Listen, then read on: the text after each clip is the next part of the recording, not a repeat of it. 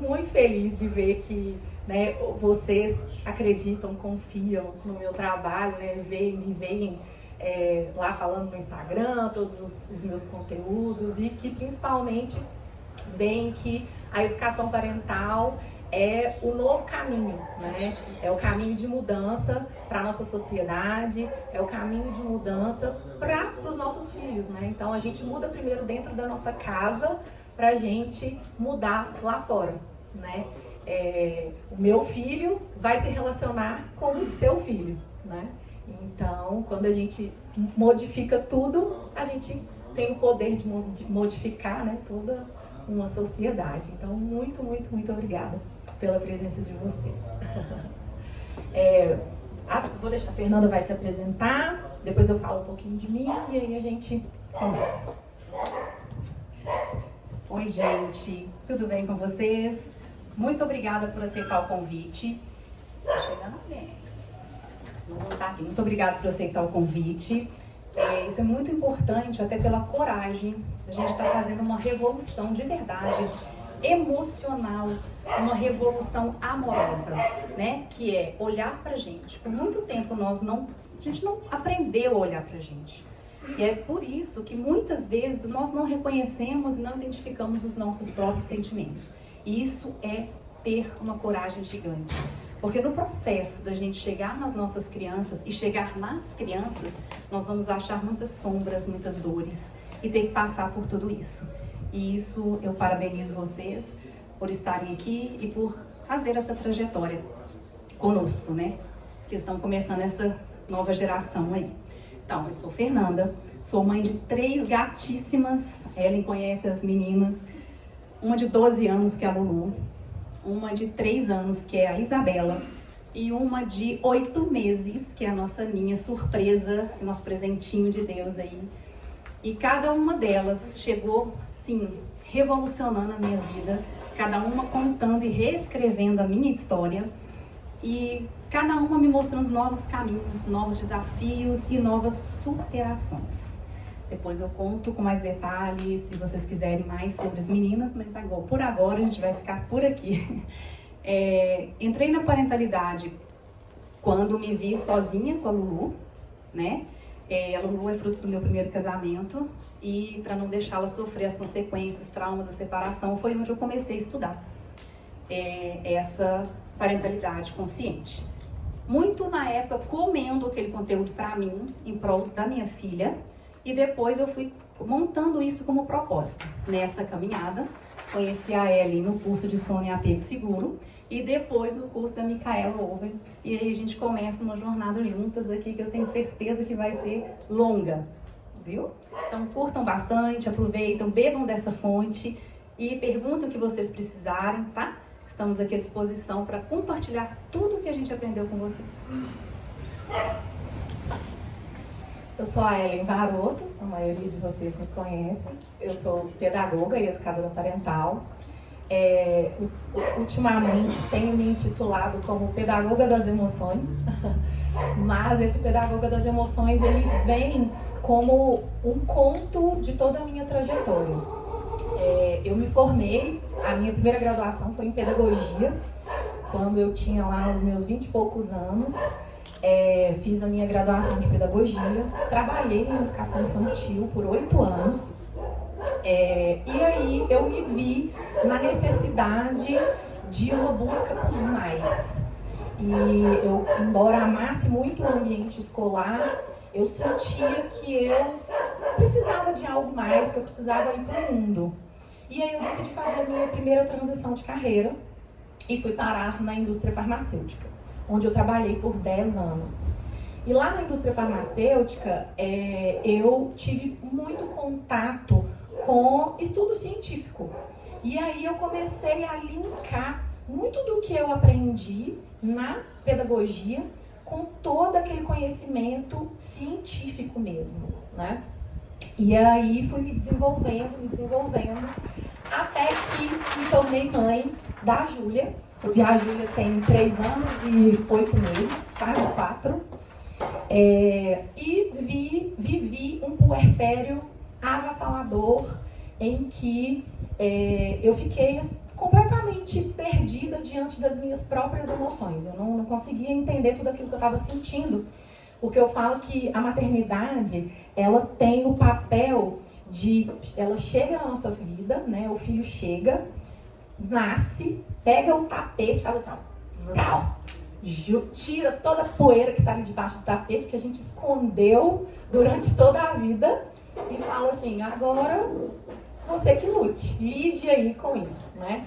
E aí, o que é a primeira coisa que o nosso filho faz no puerpério? Ele vem e ilumina a nossa sombra. A luz do meu filho ilumina a minha sombra. Então, a luz do meu filho vai lá e cutuca cada feridinha que eu tinha lá guardadinha, cicatrizada, achando que estava conseguindo, né, esconder ali debaixo daquele tapete, né?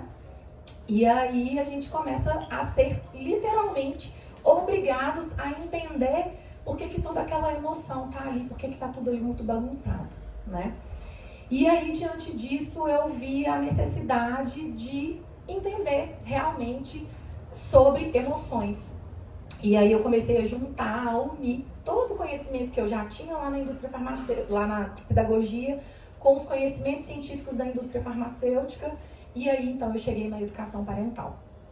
E desde então tem sido a minha jornada. E aí, em 2021, eu fiz mais uma transição de carreira e hoje estou aqui exclusivamente como pedagoga das emoções. Bom, então vamos lá. Primeiro a gente precisa entender, afinal, né? O que é educação parental? O que é essa parentalidade consciente? O que é a teoria do apego? Né? O que é a disciplina positiva? Que a gente faz, não sabe, fica meio perdido, né? Então vamos pensar aqui, ó. A gente tem aqui uma pirâmide. E aí a gente vai ter aqui em cima a educação parental, que a gente intitula como parentalidade consciente.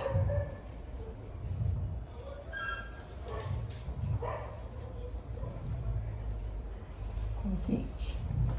E a gente vai ter aqui na base a disciplina positiva e aqui a teoria do apego. O que isso quer dizer? Que através do nosso autoconhecimento, através do nosso entendimento, a gente vai entender o que acontece com o nosso filho, o comportamento do nosso filho.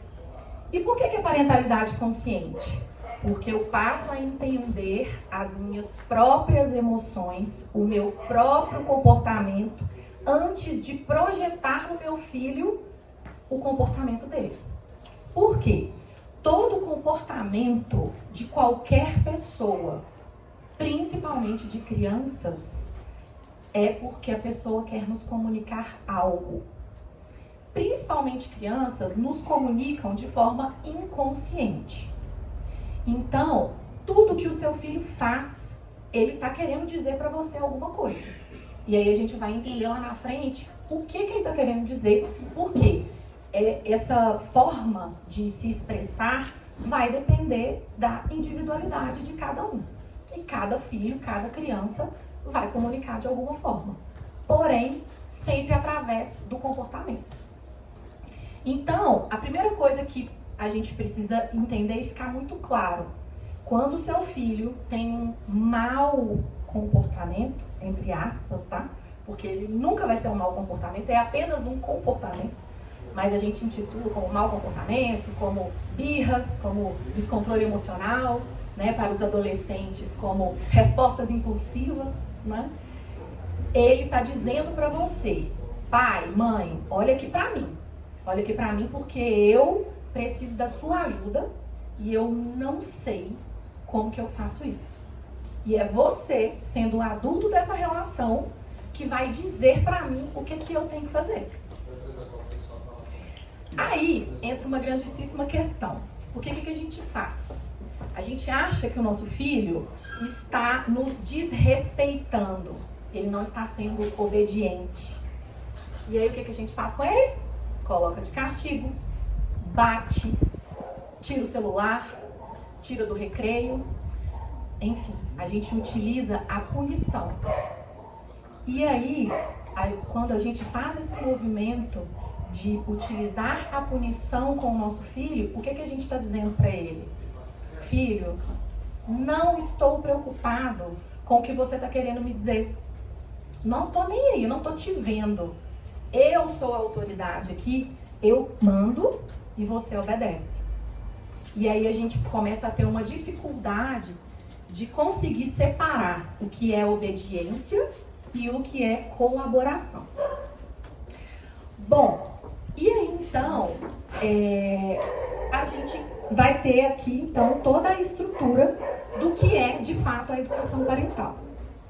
A disciplina positiva, ela é um dos pilares da educação parental, porque ela vem pra gente para nos auxiliar com técnicas, principalmente na infância, de coisas que a gente pode utilizar com os nossos filhos para que seja mais fácil lidar com toda essa dificuldade de comportamento, né? E a gente vai ter também a teoria do apego, que serve para a gente como pilares, especialmente até os primeiros 3 anos de vida da criança, que é onde o bebê necessita exclusivamente da mãe.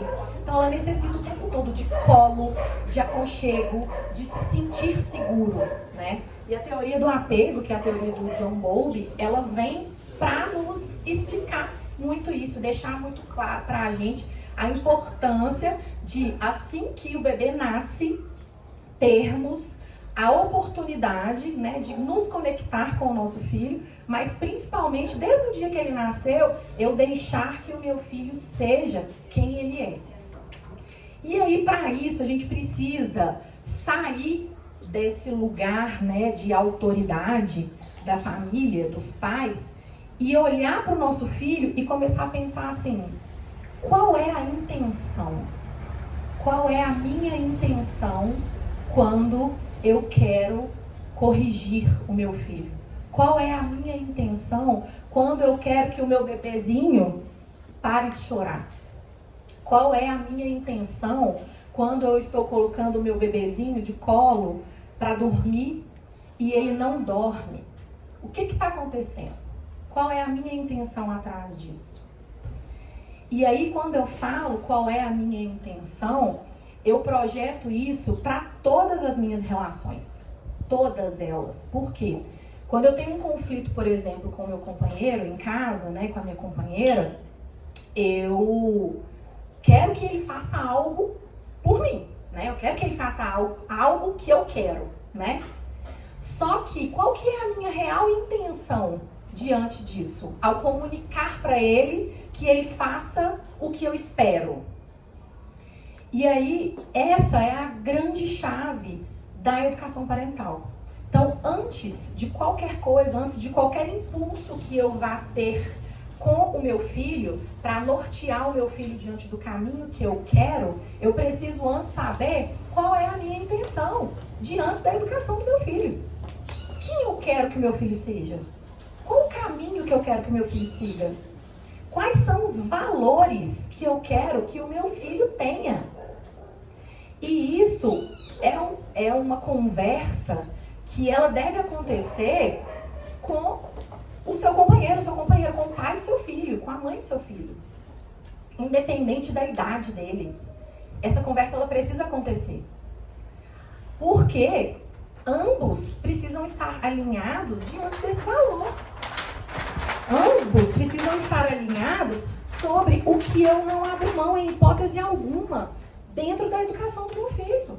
Quem que ele vai ser? Qual é o ser humano que ele vai ser lá na frente? A Lia Luft fala, ela tem uma frase que é o seguinte: a infância é o chão que se pisa para o resto da vida. Então, tudo que eu planto com o meu filho hoje, ele vai colher pro resto da vida. Especialmente nas relações afetivas dele, nas relações como um todo, mas principalmente nas relações afetivas. E aí, é muito importante que a gente saiba isso. A criança, até 7 anos e meio, ela projeta todo o amor toda a relação que ela vive com a mãe. Então, o amor, o que é a construção do amor, ela vai aprender com a mãe. E esse amor, esse modelo de amor... Minha mãe acabou de chegar, gente. E esse modelo de amor, ele vai ser norteado para o resto da vida dela, né? E esse modelo de amor, principalmente, vai ser o modelo que vai dizer sobre como é a forma, qual é o padrão que você se relaciona na vida adulta, dentro do seu casamento, dentro do seu namoro, enfim. Então, se eu vivo com o meu filho uma relação de autoritarismo, eu mando, você obedece, eu não te dou voz, eu não te dou espaço para falar, eu te coloco de castigo, eu coloco na cadeirinha do pensamento, eu te puno sempre. Qual é o modelo de amor que essa pessoa vai viver lá na vida adulta? Ela vai seguir dois caminhos, que a teoria do apego vai explicar isso muito bem pra gente. Ela vai falar, ela vai dizer que é o apego inseguro, ambivalente, que é onde a pessoa vive uma relação de dependência emocional, ou ela vai viver o apego inseguro, esquivo, que é um modelo que a pessoa não dá conta de se relacionar. Ela entra numa relação e sai. Ela entra numa relação e sai. Sempre. Por quê? Porque toda essa construção que foi feita à base, lá dentro da sua primeira infância até os seus 7 anos e meio, ela não foi bem consolidada. Depois que a gente chega nos 7 anos e meio, até os 14 anos e meio, a gente começa a projetar a relação que a gente tem com o nosso pai. E qual que é o papel do nosso pai na nossa vida? Romper, né, entre aspas, a nossa relação com a nossa mãe, o cordão umbilical com a nossa mãe e levar a gente para o mundo. Então, a nossa profissão, quem a gente é dentro do mercado de trabalho, as nossas amizades serão todas pautadas na relação que eu tenho com o meu pai. Então, se eu tenho um pai ausente, eu também vou ter grandes impactos na minha vida. Especialmente no que diz respeito às interações sociais como um todo, que exigem de mim o social, né? Que exigem de mim, então, a minha profissão, eu vou ter questões com os meus amigos, e aí é quando o adolescente, especialmente, né? Ele se envolve com drogas, ele passa a viver situações em que ele está em constante perigo. Por quê? Porque ele tem a necessidade de se sentir aceito dentro do meio que ele convive, dentro daquela sociedade.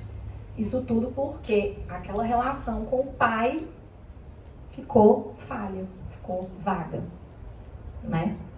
E aí, lá nos 14 anos e meio, depois que a gente fez toda essa jornada, né? A gente está pronto para ir para o mundo. E aí, então, quando você tem uma base sólida durante toda essa vida, até esses 14 anos e meio, você é uma pessoa saudável emocionalmente para ir para o mundo. E aí, então, eu vou ter a garantia de que o meu filho, mesmo que ele veja os amigos dele fumando maconha, né, usando algum tipo ilícito, né, ele vai conseguir olhar para isso e vai falar assim: não, muito obrigado. Não, isso eu não preciso disso.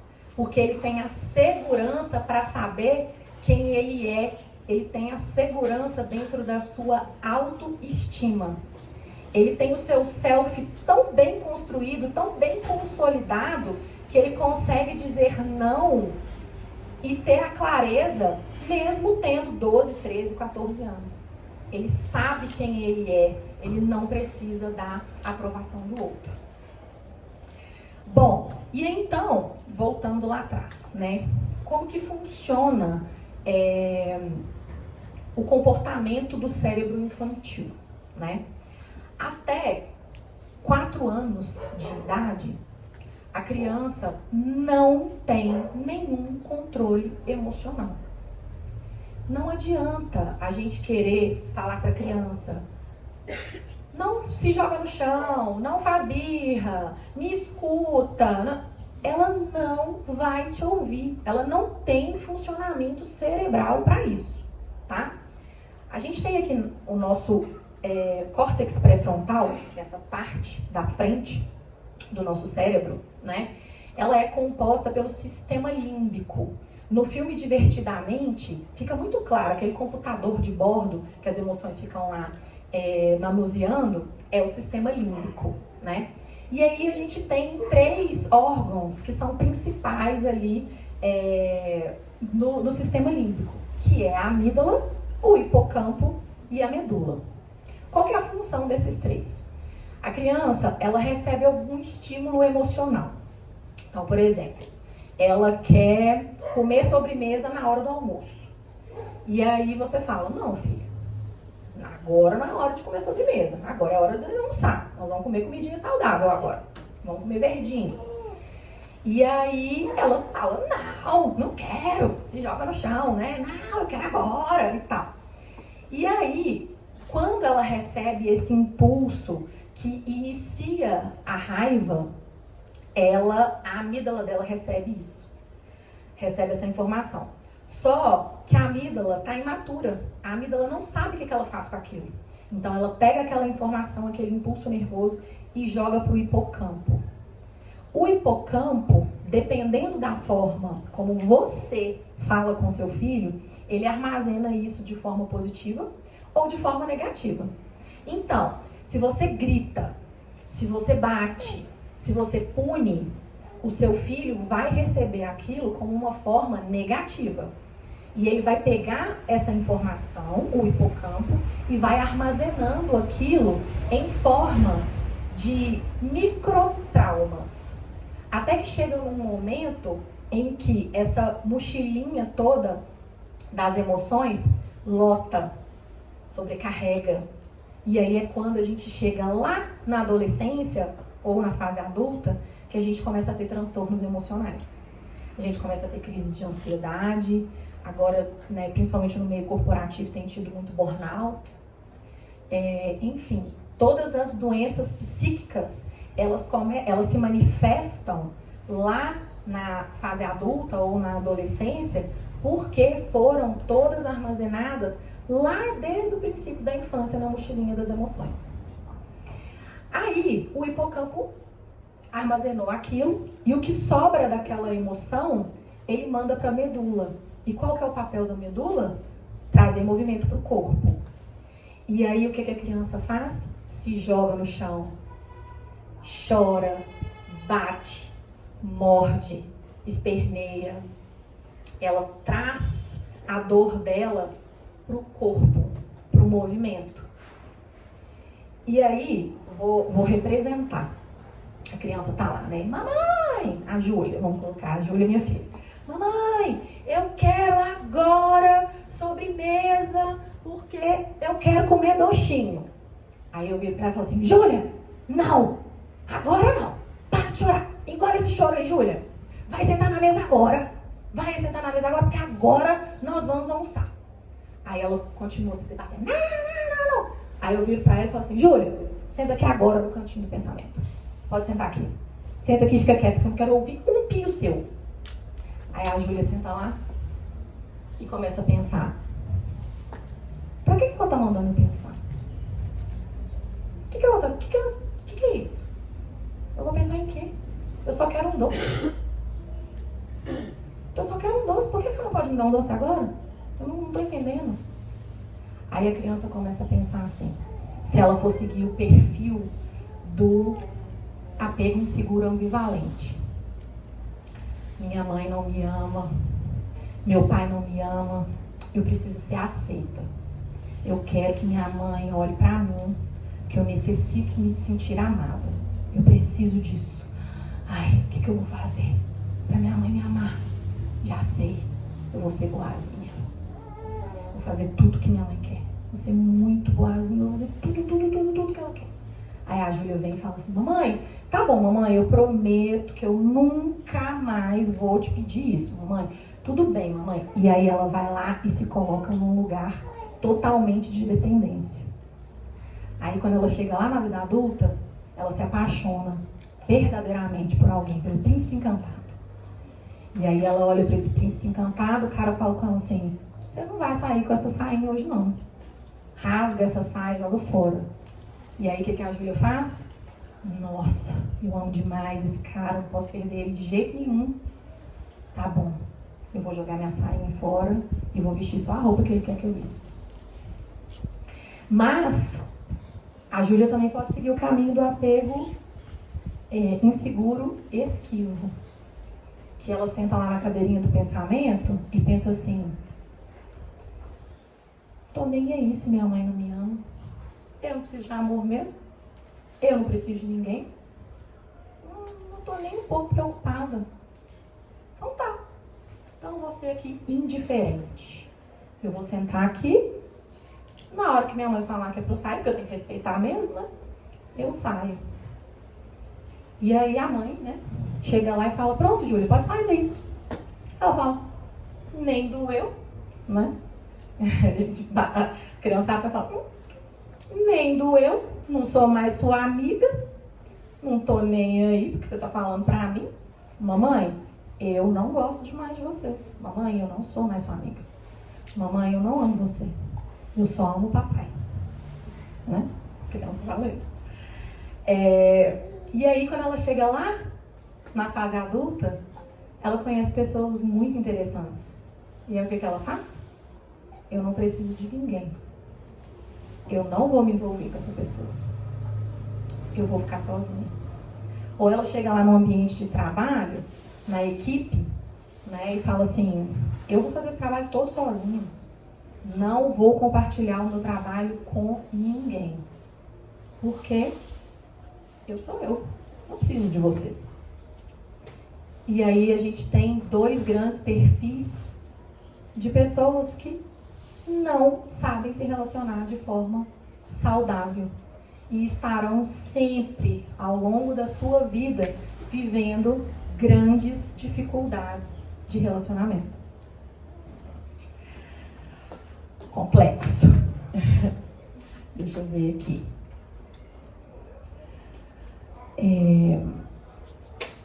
Bom, aí a parentalidade consciente, ela traz pra gente a teoria polivagal.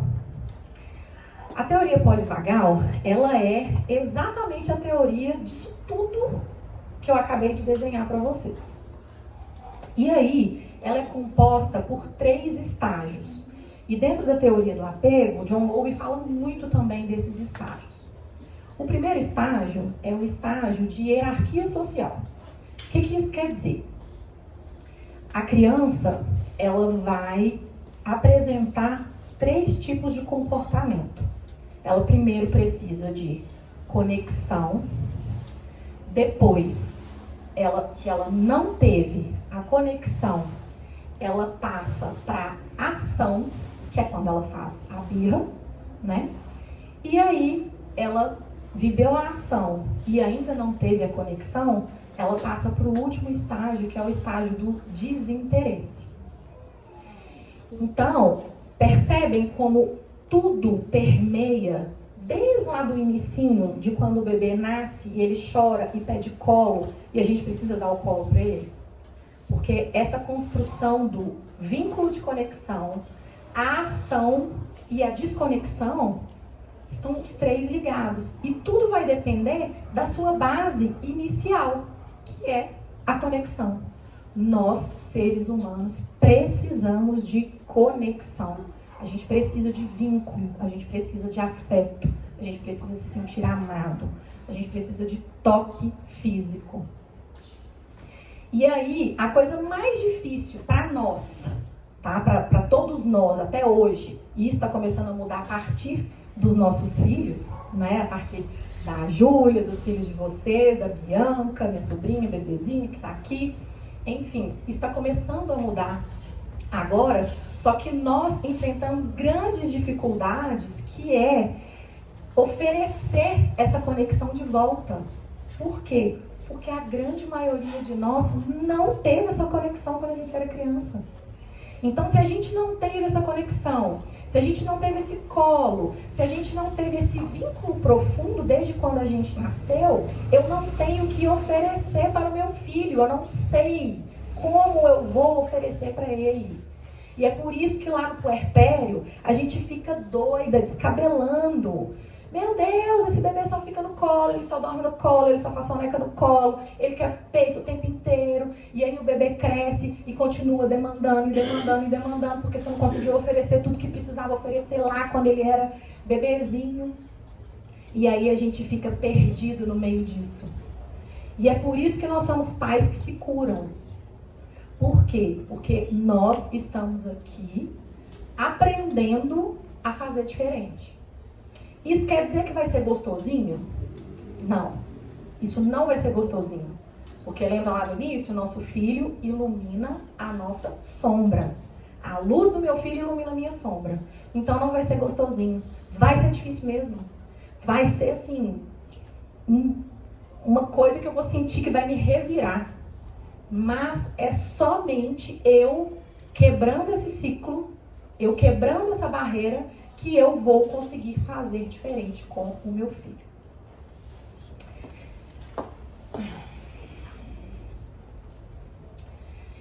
E aí, já vou passar a palavra para a Fernanda.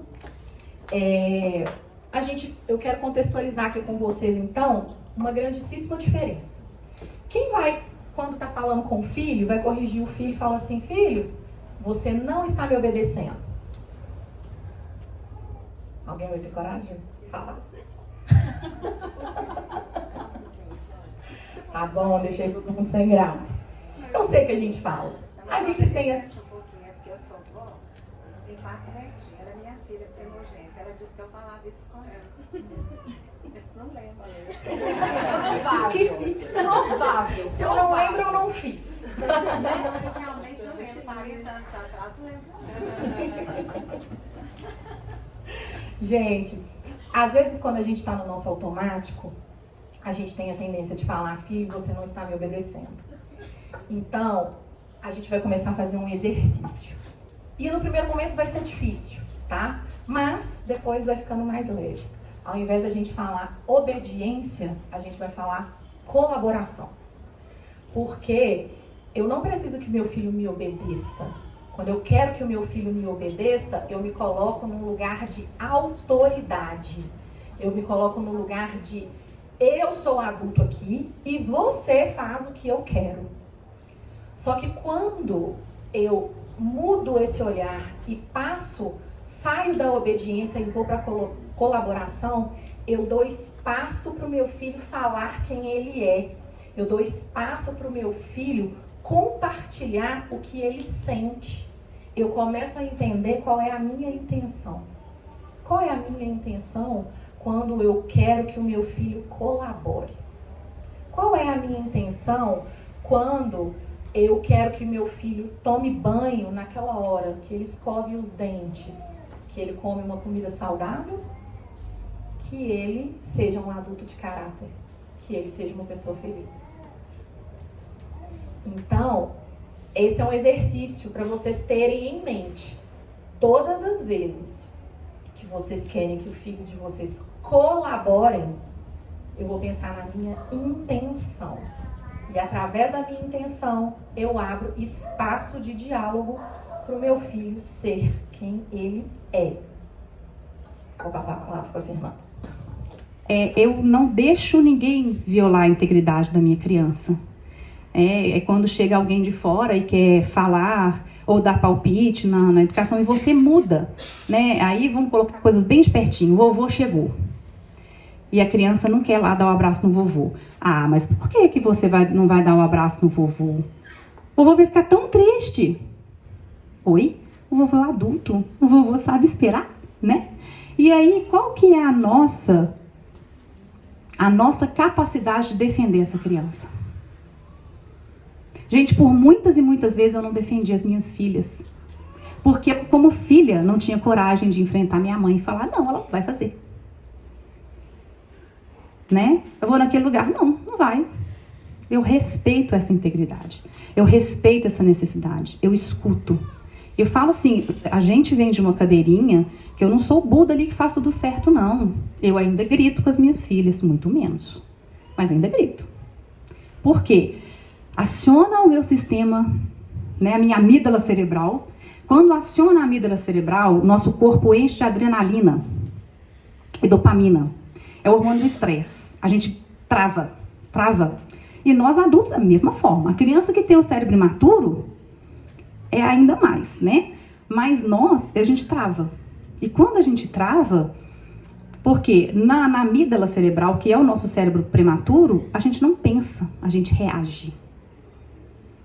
E aí, se eu reajo, eu vou agir com aquilo que eu tenho de memória corporal. E aí eu grito, porque eu estou repetindo.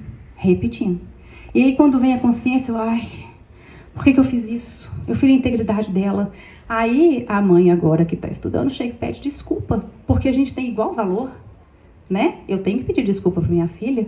Ô filha, você não merecia que eu tivesse gritado com você, desculpa. Você não merece isso. Você não merece, você merece todo o meu amor. Me desculpa, a mamãe não estava bem. Então assim, a gente tem que fazer esse exercício todo dia.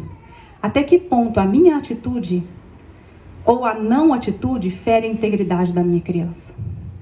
Até que ponto ela está abrindo mão de ser quem ela é para fazer o que eu quero ou para fazer o que a sociedade quer? Para atender uma necessidade do adulto que tem muito mais condições de esperar, de rever do que uma criança. A Ellen também falou aqui das intenções, que a gente confunde muito, né? As intenções com o objetivo. Então, o que eu quero que meu filho... eu quero que meu filho cresça, que ele case, que não sei o quê. Tudo isso é objetivo, né? Então, vamos lá, ó. A intenção, ela é orientada no presente. O que eu quero para mim nesse momento? O que eu quero ser agora para eu ser uma boa mãe? O que eu preciso mudar? O que eu quero que o meu filho perceba em mim? Para que ele possa se conectar comigo, né? Já o objetivo, ele é no futuro. Eu quero comprar uma casa. Nós vamos ter uma casa, no sonho da minha filha. Um quintal grande, isso é um objetivo. Um quintal grande para eu ter 5 cachorros. Então, assim, ontem ela pediu até uma arara, né? Então, assim, isso é um objetivo. Algo que eu sonho para o futuro. Né? Então, eu quero que meu filho seja honesto, seja empático, seja... Tá, mas o que eu vou... A minha intenção com isso? Por que eu quero que ele seja honesto? Como eu vou fazer com que ele seja honesto? O que eu preciso mudar em mim para ele ver essa ação de honestidade? O que ele precisa ver em mim? Né? Tem até o desenho, Divertidamente, que tem a ilha lá da honestidade. E quando a menina viola a carteira da mãe para fugir, porque ela perdeu a felicidade, a ilha da honestidade desaba. Para vocês verem como isso é frágil. Esse desenho é fantástico quando a gente olha nessa visão, né? Então, assim, é um cuidado que a gente tem que ter toda hora. Qual é a minha intenção nessa atitude? O que eu quero? Eu quero que meu filho seja feliz? Então, eu preciso prestar atenção no que o faz feliz. E eu posso te garantir que o que mais faz a pessoa feliz é ela ser ela mesma. Ela ter o direito de ser quem ela é, com todos os seus defeitos, qualidades, medos, alegrias. Eu amo meu filho só quando ele está fazendo tudo o que eu quero. Porque quando ele está fazendo uma birra, eu não consigo mostrar esse amor para ele. Aí eu viro a onça que vai comer ele, né? A onça que ele tem medo. Não é isso?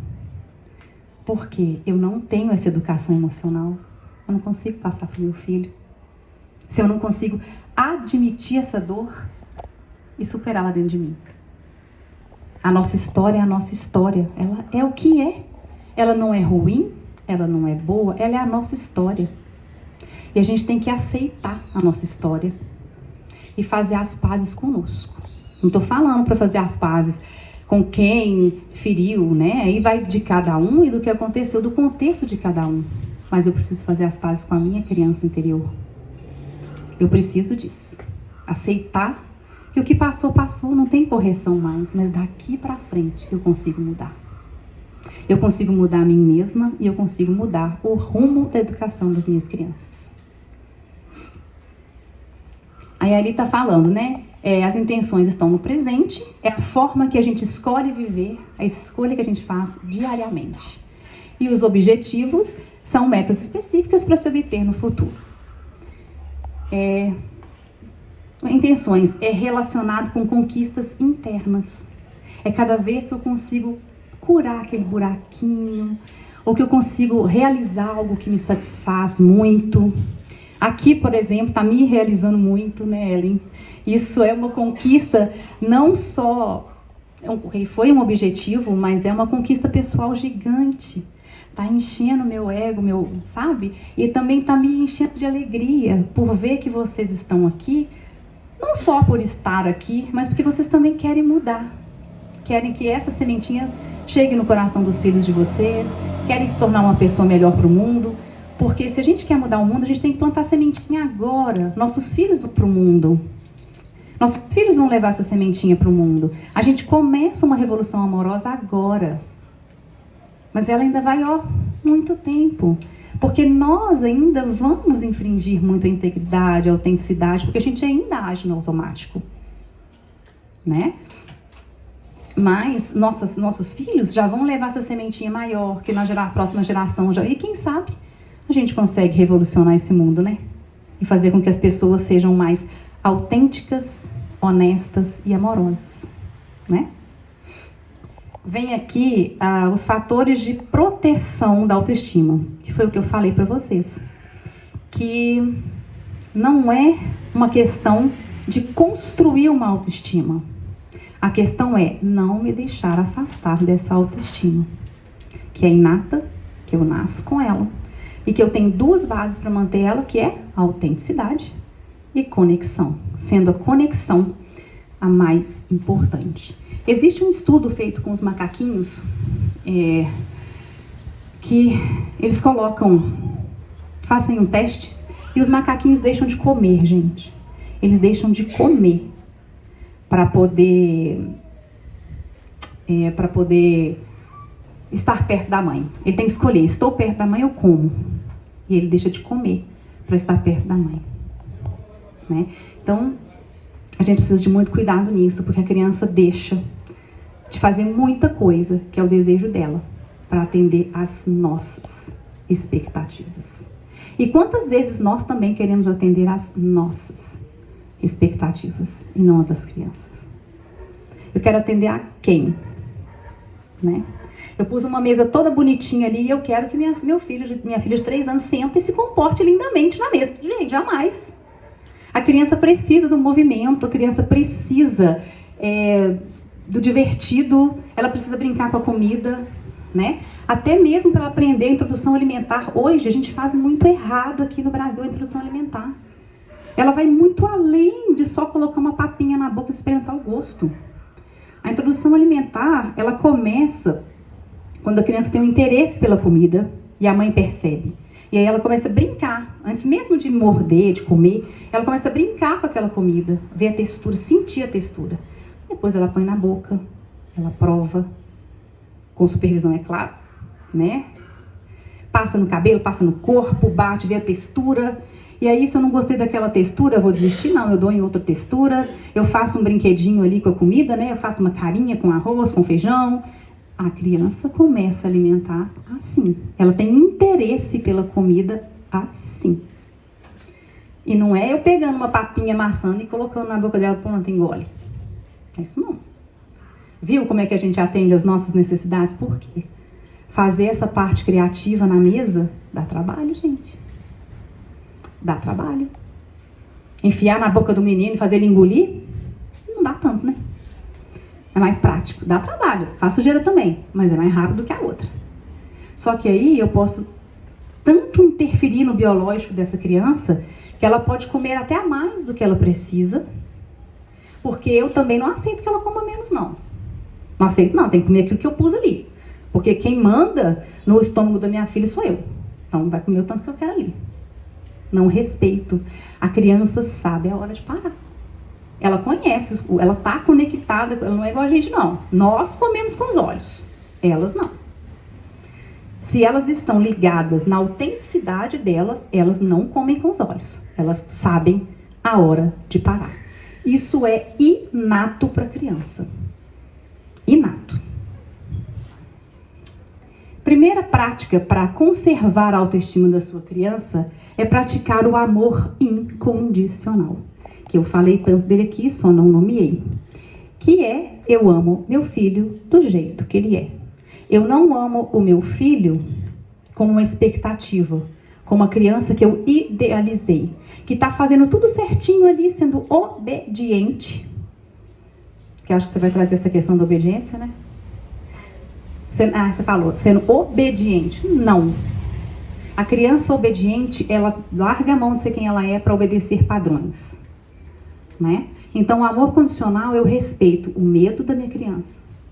Eu respeito as birras da minha criança, porque ali tem uma necessidade, ele está pedindo alguma coisa, tem uma frustração, tem um sono, tem uma fome, alguma coisa existe ali atrás, tem uma necessidade de amor, de ser visto. Né? Aquela criança que não sai do peito, por exemplo. Esse menino só fica pendurado no meu peito.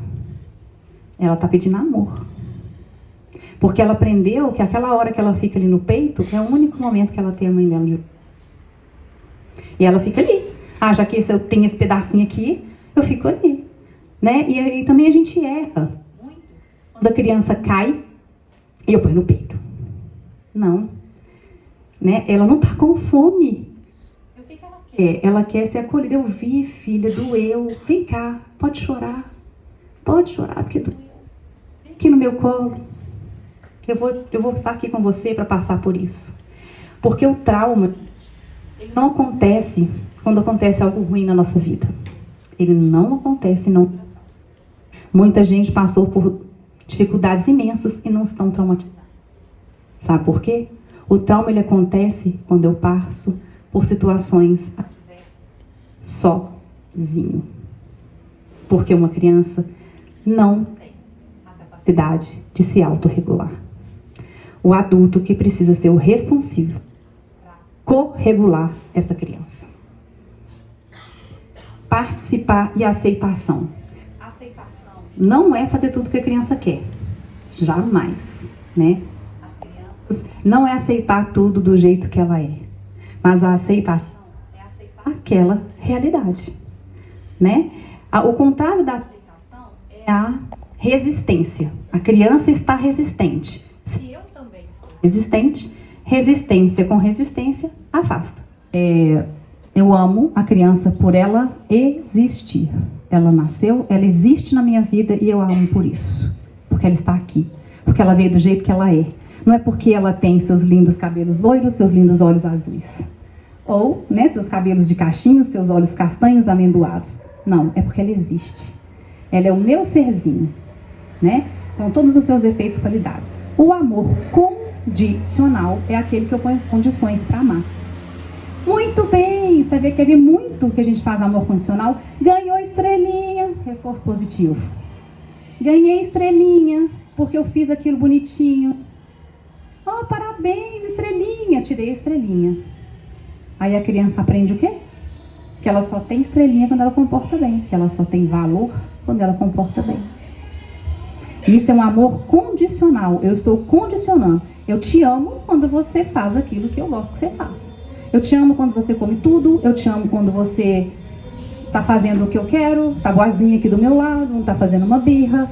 Quando você me dá um beijo. Quando você toma banho. Quando você come tudo. E tem o não amor. O não amor é aquele que a criança está dando um ataque de birra aqui e eu largo a criança sozinha. Já viu aquela questão? Ignora? Está querendo chamar a sua atenção?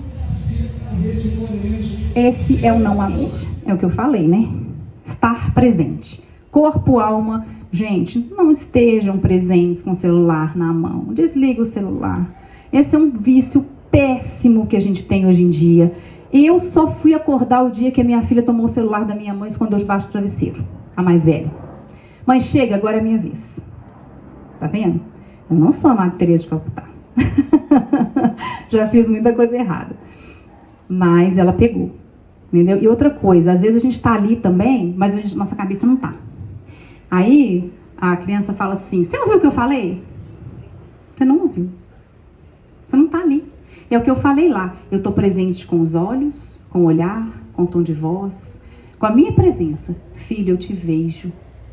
O que você quer brincar? O que você quer fazer? Dita brincadeira. Deixa ele levar a brincadeira. Corra com a sua criança. Dança na chuva com a sua criança. Eu moro numa cobertura e a minha filha mais velha falou um dia comigo assim, mãe, eu nunca dancei na chuva. Nunca. Eu falei, uai, o que te impede? Ela falou, não sei. Então tá bom. E aí choveu um dia. Eu falei, ó, a oportunidade lá, tá chovendo. Eu posso dançar na chuva? Vamos dançar junto. E a gente foi dançar na chuva. Vai ficar doente? Não, não vai ficar doente dançar na chuva, gente. Né? A gente esquece essas delícias da vida que a infância traz com a gente vai perdendo isso, né? A gente acha que porque a gente cresceu não pode fazer isso mais. Pode, gente, pode. Pode fazer sim. Então, a gente dançou na chuva, depois fomos tomar um banho, fomos comer uma pipoca, fomos conversar, fomos jogar, se eu não me engano, no banco imobiliário, enfim. Aquele dia eu estava para conectar com ela. Então é isso, sabe? É se entregar. Confia na sua criança, no caminho que ela te pede para seguir. Ela está ali para te guiar. Ela está ali mostrando o que ela quer. E a gente, por muitas vezes, não enxerga o que a gente não quer. Porque a gente não está presente de verdade e porque a gente não se entrega a eles. Não se entrega ao convite deles. Praticar o reconhecimento. Reconhecer não é a mesma coisa que elogiar. Quando a gente elogia, a gente está fazendo uma comparação. A gente está fazendo um rótulo. Tipo, que bonito esse desenho. E se eu fizer um desenho feio, você vai reagir da mesma forma? Porque eu rotulei, é bonito. E para a conversa por aí. Mas se a criança traz aquele desenho, eu falo, nossa, que sol legal que você fez aqui, me explica, isso aqui é o quê? Me conta sobre isso aqui. A criança vai te contar a imaginação dela. Outro dia eu postei na rede social, minha filha me falou assim, mas deixa eu fazer uma tatuagem em você? E ela me rabiscou toda, eu acho que eu tô até com uns resquíciozinhos aqui, porque foi anteontem. Eu falei, você pode fazer, mas você vai me contar o que você vai fazer, tá bom? Tá bom. Aí ela desenhou nossa família, ela desenhou um navio, uma estrela, desenhou nada, gente, era só rabisco, ela tem 3 anos, mas desenhou na cabeça dela. E ela foi me contando. Quando eu fui ver, o meu braço estava todo desenhado. Tá, você deixa eu desenhar a sua pele? Água e sabão tira, não tem mais quase nada aqui. Aquele momento que eu tive com ela, nada vai apagar. Vocês tinham que ver a carinha dela, felicidade que ela tava de fazer uma tatuagem na mamãe. Foi assim, um momento de conexão incrível. E a gente perde esses momentos. Por que não? Lugar de rabiscar é no papel. Não vai rabiscar. Por que não é lugar de rabiscar? Né? Então ela contou uma história pra mim ali. Por exemplo, a criança chega com aquele vestido. Nossa, que vestido lindo! Ela só vai usar aquela roupa agora. Nunca mais ela usa outra. Porque a outra pode ser feia, né? A pessoa gostou de mim só porque eu pus esse vestido. Ó, as meninas que passam maquiagem, que só pensam no exterior. Nunca pensam no interior. Porque sempre elogiam um laço de fita, um vestido. Nossa, que legal, seu vestido é azul da cor do céu. Quais mais cores você gosta? Quais os estilos de roupa que você gosta? Esse é o reconhecimento. Simplesmente olha e dá um sorriso. Não precisa falar parabéns. Entendeu? Porque ele vai querer sempre fazer mais e mais e mais para poder te agradar. E não porque ele está feliz naquela situação. Entendeu? Então, o reconhecer é você reconhecer aquela atitude. O vestido é bonito, mas a sua filha, a sua criança é muito mais bonita que aquele vestido. Se ela tiver de short, se ela tiver de fralda, com vestido, descabelada, penteada, arrumada, desarrumada, ela é tão importante quanto. E a gente tem que prestar muita atenção nessa construção que a gente faz, porque hoje em dia as adolescentes estão querendo se mostrar só pelo externo. E isso nasce lá da infância, porque a gente só elogia o externo. A gente tem que aprender a elogiar e a reconhecer o interno da pessoa, o interno daquela criança. Que legal o seu desenho. Por que o seu sol é azul? Ah, porque ele fez isso, ele coloriu, ele passeou ali no céu. Olha a imaginação, aí você entra naquela imaginação daquela criança. Olha que gostoso, você conhece. Naquela brincadeira, você reconhece a sua criança. Ali, ela te conta os sentimentos dela. Então, se eu faço um sol azul, amarelo, vermelho, tá valendo. Eu estou sendo vista, meu desenho está sendo olhado por alguém. Entendeu? E eu não quero fazer um desenho ainda mais bonito para eu ser reconhecida. Eu não quero vestir só aquele vestido azul para todo mundo falar que eu estou bonita.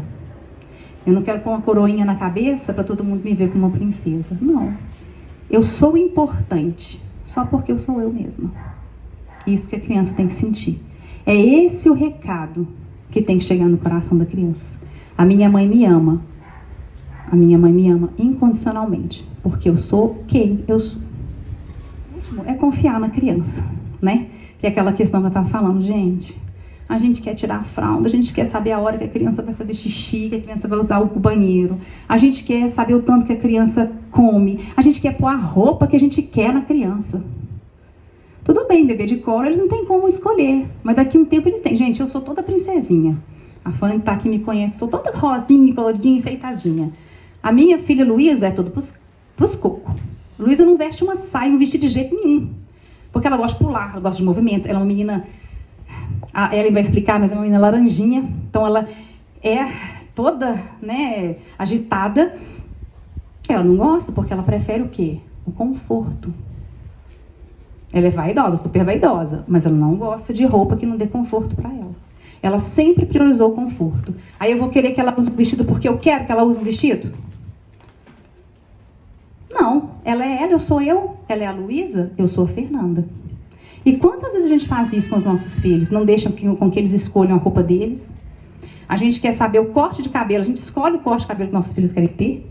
Ah, não, seu cabelo é tão lindo, não corta não. Às vezes a criança quer, uma criança de 3 anos quer cortar o cabelo curto, a mãe, não, seu cabelo é tão lindo, não corta. Mas a criança quer, o cabelo é dela. É claro que você não vai deixar a menina pintar, passar química, essas coisas no cabelo. E você também não vai falar um não. Você vai entender a necessidade por trás desse desejo e vai argumentar com seu filho. Esse é o caminho. Mas você não vai falar um não de cara, né?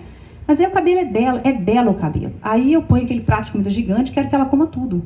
Uai, gente, por quê? Mãe, eu dou conta de comer um tanto assim. Você quer que eu coma um tanto assim? Outra coisa. Às vezes eu tô abraçando demais ali o meu filho. E eu tô com necessidade, tô com saudade. Ela não quer. Não é porque ela não te ama, não. Ela não quer, não tá no momento dela. Ela fala, para. Ah, não, eu vou te amassar. Não, gente, para. Para, não quero mais, acabou. Porque aí também a gente ensina limite. A gente, na questão da autenticidade, a gente tem que ensinar os nossos filhos a impor o limite deles. Acabou, agora para. Tem criança que não sabe o limite dela, porque não aprendeu e não tem espaço para impor isso. Né? Então ela fala, não, mãe, para, agora eu quero dormir, quero ficar quieta. Ok, respeita, ela quer ficar quieta. Né? Ela não quer mais. E aí, de repente, ela vem correndo e te abraça, porque aquela hora ela quer. Então a gente quer sentir para a criança, a gente quer comer para a criança. É só vocês entenderem. Um bebezinho de colo desses aí, se ele não quiser mamar, se eu colocar ele no peito, ele vai mamar? A criança nasce com as suas capacidades inatas, que são essas que eu estou falando, bem estabelecidas. E eu, o adulto, transgrido isso. No momento que eu dou o peito para calar um choro, no momento que eu dou um peito para suprir emoções, no momento que eu dou um peito para cobrir um vazio emocional, eu ensino meu filho uma compulsão alimentar lá na frente. No momento que eu substituo a conexão por algo externo, eu crio compulsões. Limite eles têm e nascem com eles, e a gente tem que confiar e ficar atento. A amamentação é importantíssima, a conexão no ser é importantíssima, Mas como eu estou utilizando esse seio para essa criança? Qual é a intenção desse seio? A intenção do seio mais bonita que existe é a alimentação física, que é o comer, e a alimentação emocional, que é o contato ali para se entregar com segurança ao sono. Só. A necessidade de brincar, de estar junto com a mãe, de acolher com o choro, de uma dor, não é o seio, é o colo, é a voz, é o abraço, é o toque. Ok?